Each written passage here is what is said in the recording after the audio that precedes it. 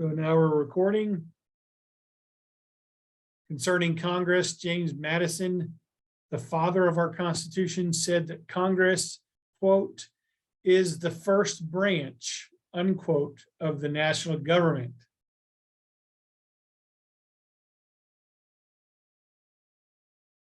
It was so important that it is the first and longest section or article of the Constitution. For that reason, sometimes, or I should say some constitutional scholars, historians would say that Congress, even though the three branches are supposed to be pretty balanced and even, Congress is the ultimate power broker. It's got a little bit more muscle than the executive branch and the judicial branch. There's a couple of reasons that are spelled out for that in the Constitution. The power of the purse, that is, Congress can print money. Congress has allowed for in the early republic, in our early history, allowed for the establishment of a national bank. Congress set laws about commerce, right? Interstate and intrastate commerce, as well as treaties and regulations for exports and imports with other nations. So the power of the purse. Congress has the power to pass a law even if the president vetoed it. So Congress passes a law, they send it to the president, right? Because the president has to basically sign, to make sure the law is executed. But if the president didn't like the law, he could veto it, send it back to Congress. Maybe say something like, let's do something a little bit different here. But Congress has the power to say, no, we're going to keep the law the way we did it, and we're going to override the president's veto. I can't remember exactly. I think it's got to be a 2/3 vote in each house, each chamber, to override the veto of the president. And then Congress can expand or contract the appellate jurisdiction of the Supreme Court. So that is why constitutional scholars and historians, not all, but many or some, would say that Congress is if we were going to say percentages, instead of every branch being 33 1/3, 33 1/3, 33 1/3, Congress might be 36 and the other two 32%. Just numbers off the top of my head.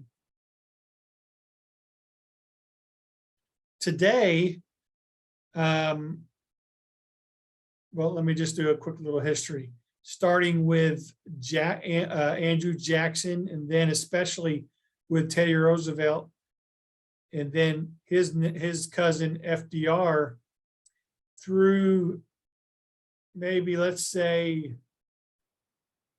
through Reagan. Historians would say there was a shift to where the executive branch became the more dominant one.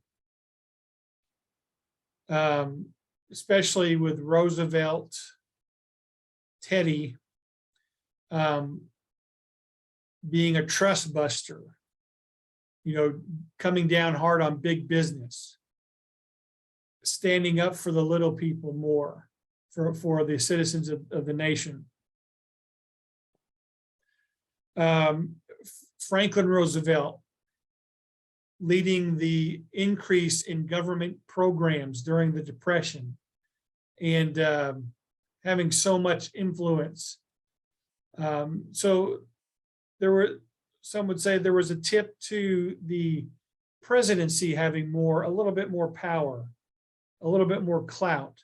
Well, now, in the last 10 years, and you can even possibly hear it on some of the more left-leaning news stations. Remember the different kinds of ideologies.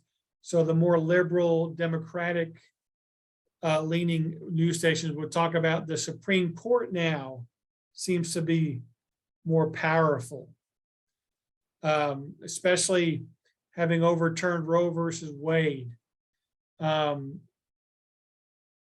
passing a national law that allows for same-sex marriages, which meant that all the states had to then recognize it. And not just in the last 10 years, but really kind of in the last 20 to 25 years, conservative Republicans would say the Supreme Court has overstepped its bounds and is becoming too powerful. So just a little bit of fun facts about the shift or the perceived shift in government power, but originally intended the legislative branch was to be the most important one. And I would think that someone like Madison and others of our founding fathers would want them to have a little bit more clout because they were so worried about someone coming along and becoming like the next King George of England. All right, what are the qualifications for being in the legislative branch?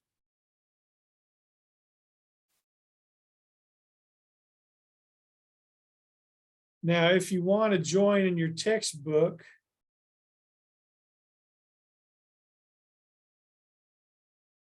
there is a nice little table on page 431 of chapter 12.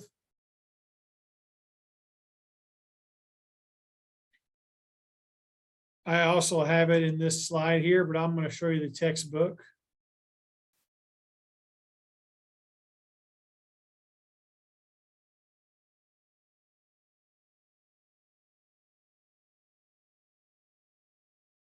Let me make it a little bit bigger.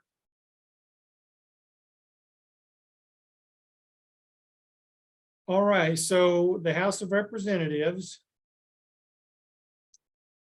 and someone tell me the difference between the House of Representatives and the Senate real quick. A little bit of review. How are those two chambers different?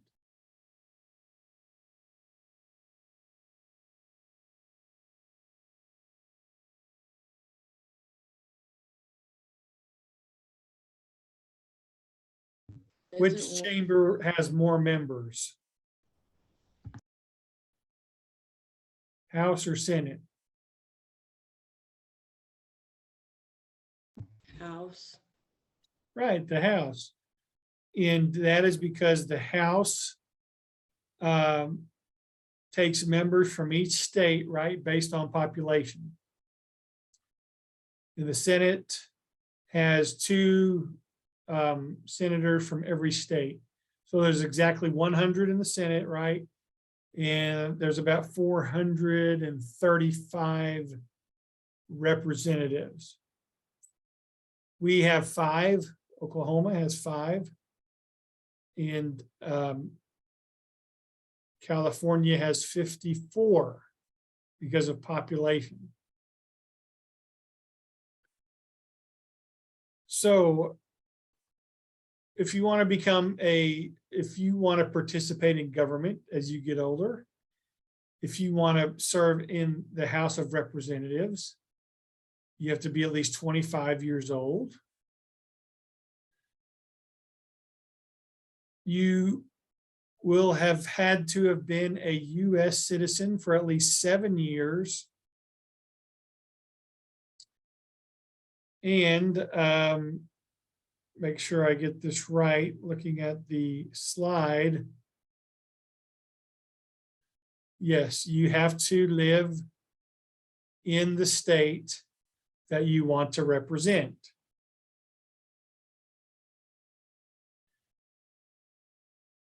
Now, anybody keeping up at all with any of the national races? You guys have heard of Dr. Oz, right? The show, Dr. Oz. It's kind of like Dr. Phil, except it's Dr. Oz. Okay.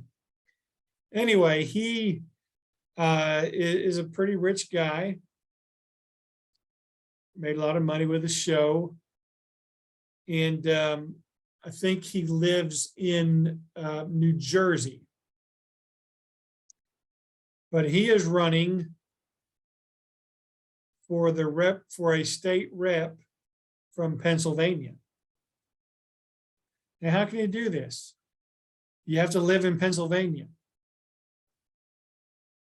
What he has done is his wife's in-laws live in Pennsylvania, and Pennsylvania and New Jersey right next to each other. So think about Fort Smith and Panama. Let's say Dr. Oz lived in a city in New Jersey that was kind of like Fort Smith. And his in-laws live in Panama, right across the border, except Pennsylvania. I think the wife has custody of her parents' house. So Dr. Oz's house too. So he can run for the representative in Pennsylvania while living in New Jersey because he has a residence in Pennsylvania. Some people, now his opponents taking that ball and running with it, saying, look, this guy wants to be your representative. He doesn't even live here. He doesn't know what Pennsylvanians want and how we think and how we live. And so, but just a little example of how that person got away with still living in the state or being a resident of the state. But for the most part, most representatives live and are from the state that they represent. A rep serves for 2 years. And how many from each state? It could be 1 all the way to 53. This one says, okay, I guess I was wrong about California. I guess it's 53. It just depends on which state you are in. I think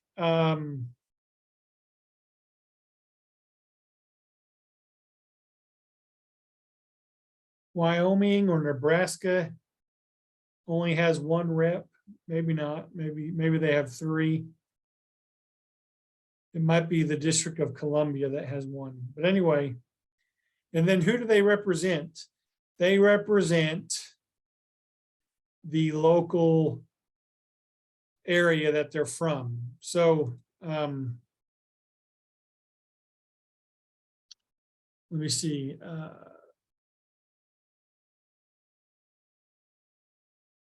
Let me bring up our representatives real quick.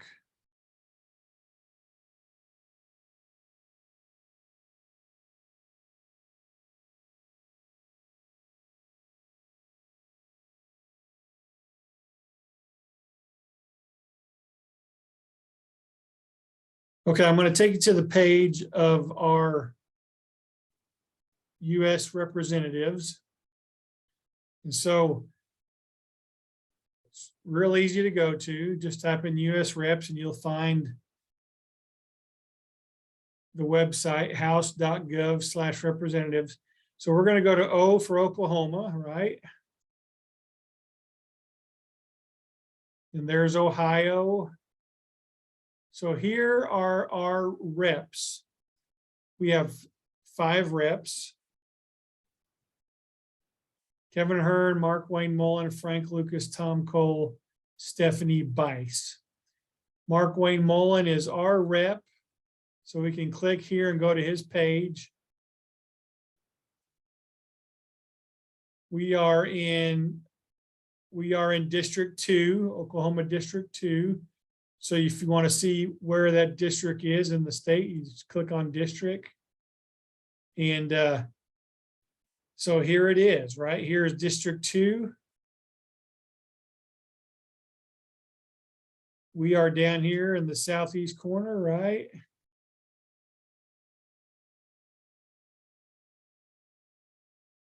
What? They don't have Panama on this map?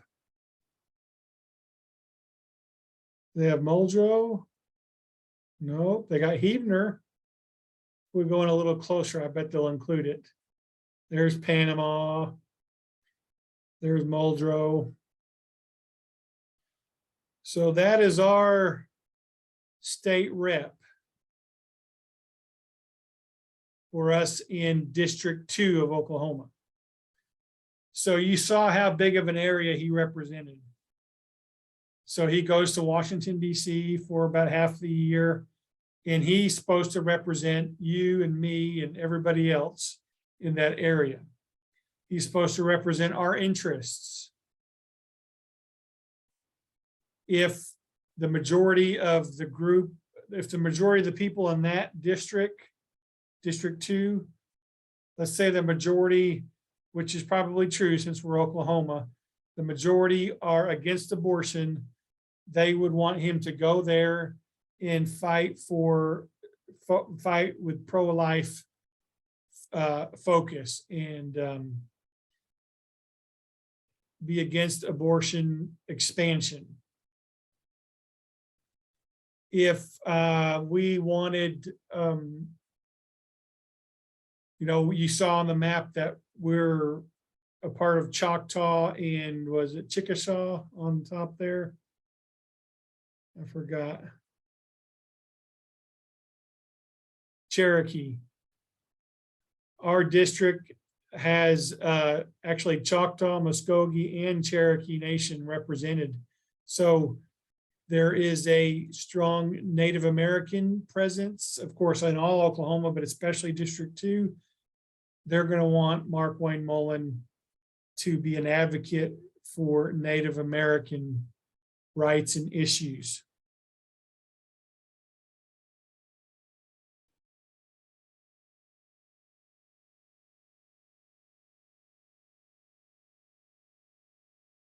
All righty.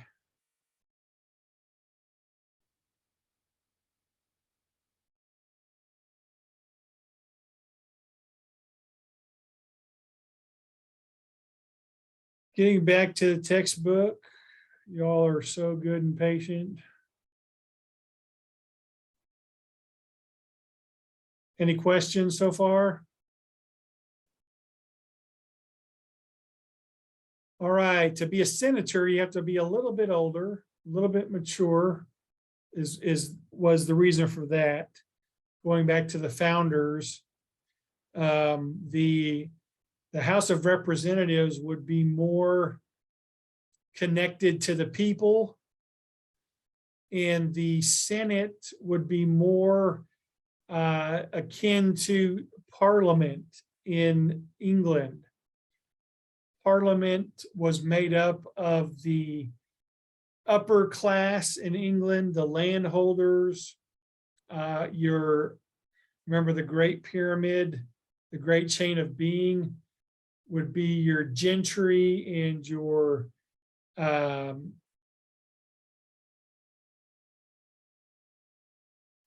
lords, those that had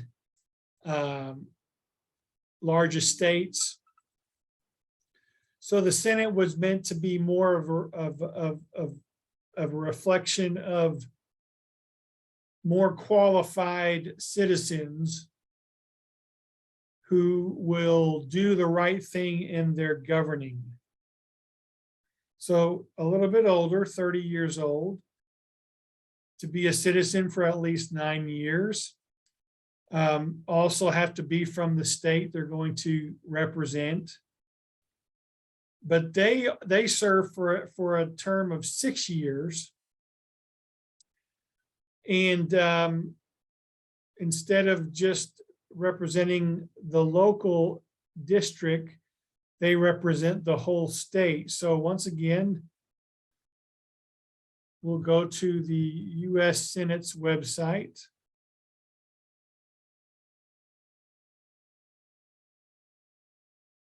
If you haven't learned anything this semester, surely you've learned how easy it is to find things concerning our government on the internet.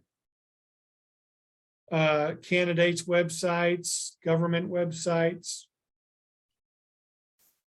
So here we are, United States Senate.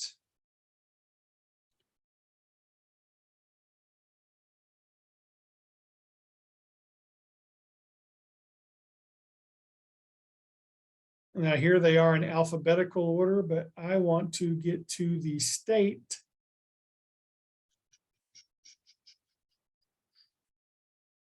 Go to states. Click on our panhandle shaped state. And there's our two senators, James Inhofe and James Lankford.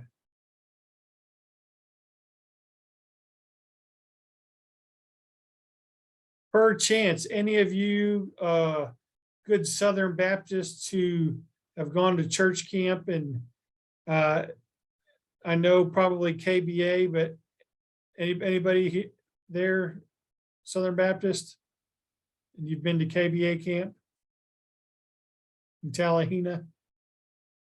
Okay. What about the state camp, Falls Creek? No. So Southern Baptists have this big camp. That's the biggest camp in the world, Falls Creek. They have 6,000 to 8,000 students every week for 8 weeks in the summer.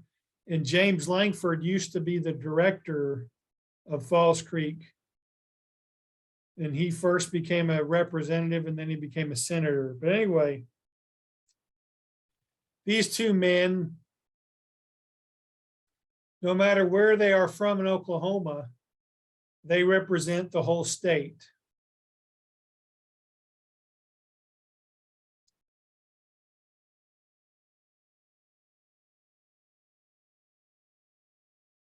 All righty, any questions?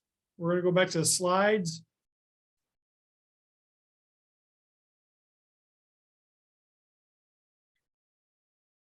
How much do, well, both groups, House members and senators, are elected by popular vote, although senators used to be chosen by the state Congress. But with the 17th Amendment, that was changed to popular vote. The House of Representatives is called the lower house. The Senate is called the upper house. A lot of times you'll see senators being interviewed by news stations, more so than representatives. There's more of a prestige to Senate being a senator than a rep.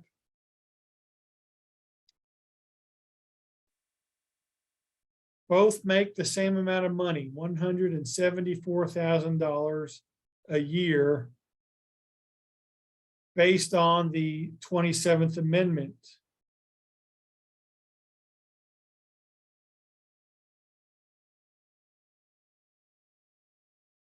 So do you have any questions about who can be a senator, who can be a representative?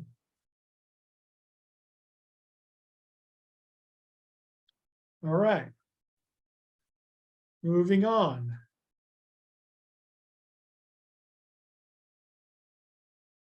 Oh, let me get my big yawn out of the way there, sorry. The powers of Congress.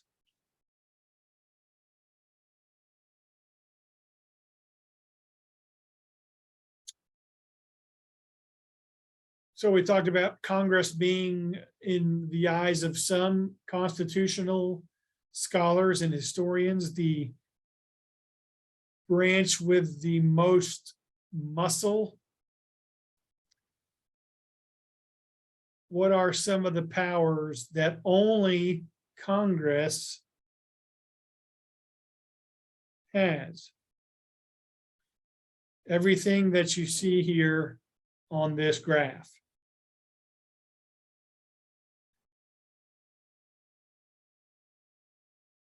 All of these powers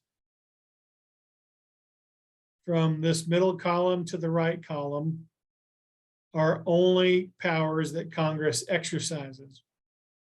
But even within the Congress, there are some powers that belong just to the Senate, some just to the House. So when we talk about exclusive powers, we're talking about those powers that would be, oh, excuse me, I'm getting a very sleepy, tired attack.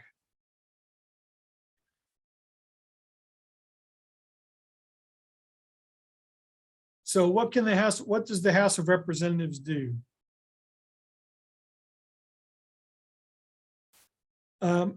They initiate bills that have to do with money. So we would think about budgetary items, budgets, increases in budgets,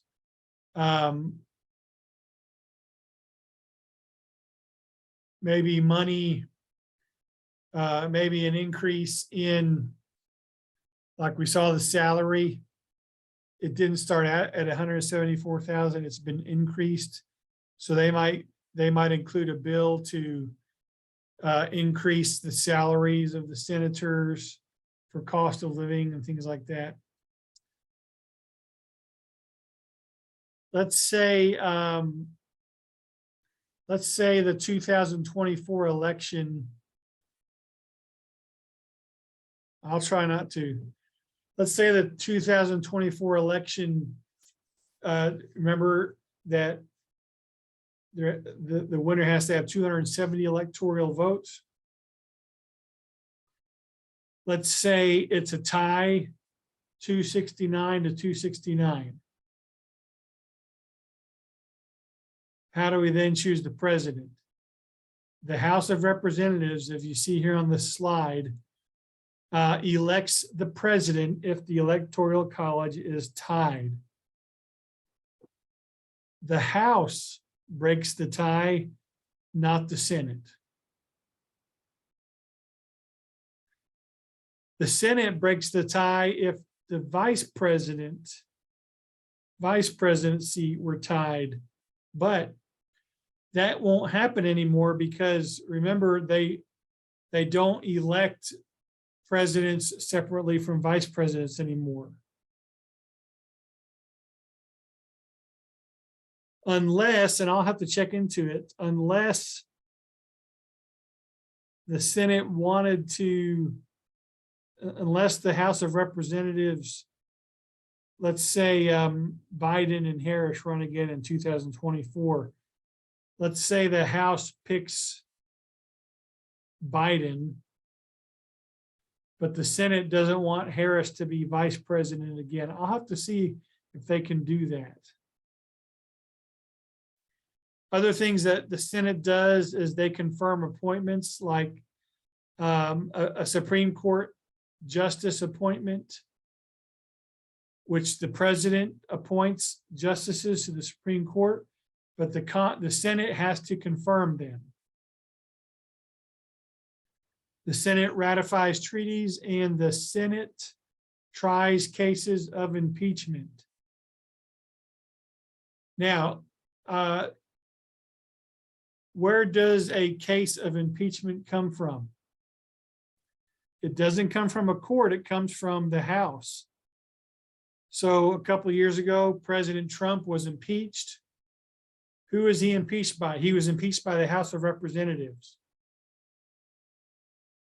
Well, why didn't he leave office? Why didn't he stop becoming president? Because the House impeached him, but now it goes to the Senate, and the Senate will then try it like a court case. And the Senate has to have so much percentage of senators vote in order for the impeachment to become fully applied, to where that would then have removed President Trump. So he's still impeached, he just wasn't removed by the Senate. We've had 3 presidents impeached in our history. Andrew Johnson, Bill Clinton, and Donald Trump, and he was impeached twice. They all were impeached by the House, but none of them were voted out by the Senate, so they remained as president. Now, we've only had one president ever leave the presidency for a reason other than being assassinated. And who is that? Who is the only president to ever resign? Let's see who the presidential scholar is. I mean, he would have been impeached and he would have been removed, but he resigned first. I'll give you a hint. He said, "I am not a crook."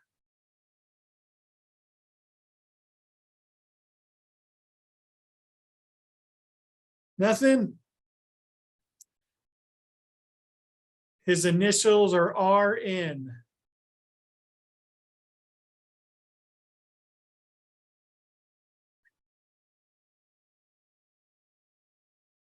His first name is Richard. Nixon. Did someone say Nixon? Yes, Richard Nixon. He resigned before they could give him the boot. I believe in 74, when your professor was a adorable little toddler of 3.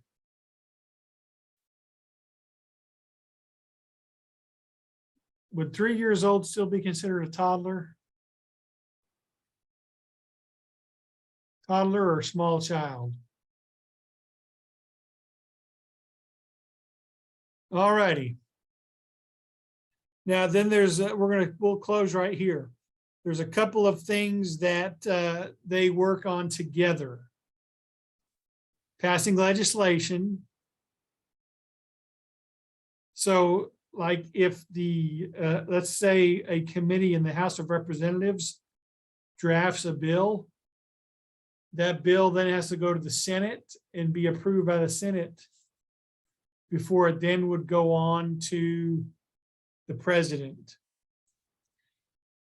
We talked about earlier, they can override a presidential veto. They can initiate constitutional amendments. How many amendments do we have currently to our Constitution? How many total amendments?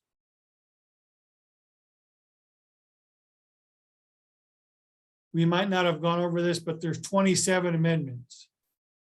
So what that means is, since we became a country with our Constitution in 1787, there's only been 27 changes made in 246 years.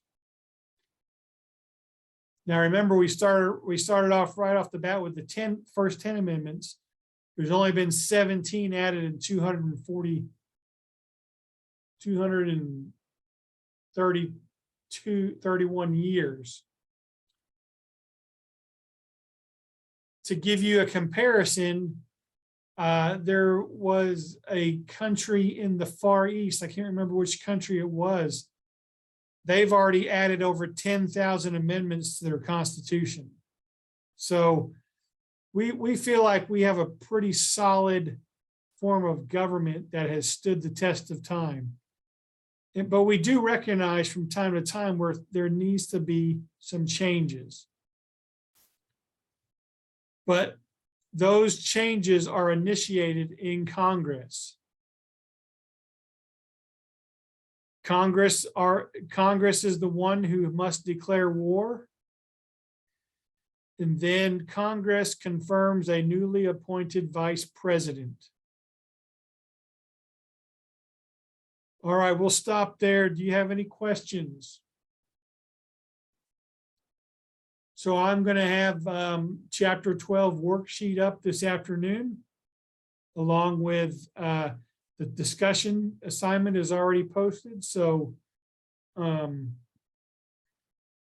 couple of you did not have some of your worksheets in for module 2. So you took some zeros on that. If you feel like if you want to see who you were, check that out. If you feel like you did get them turned in, let me know and get it into me, and I'll grade them. So, because I know our Blackboard can sometimes have issues. Any questions though?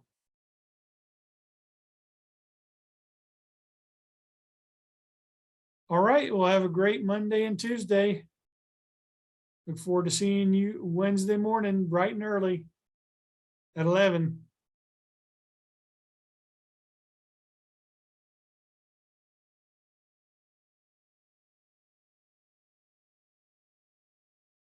Okay, Job, thanks.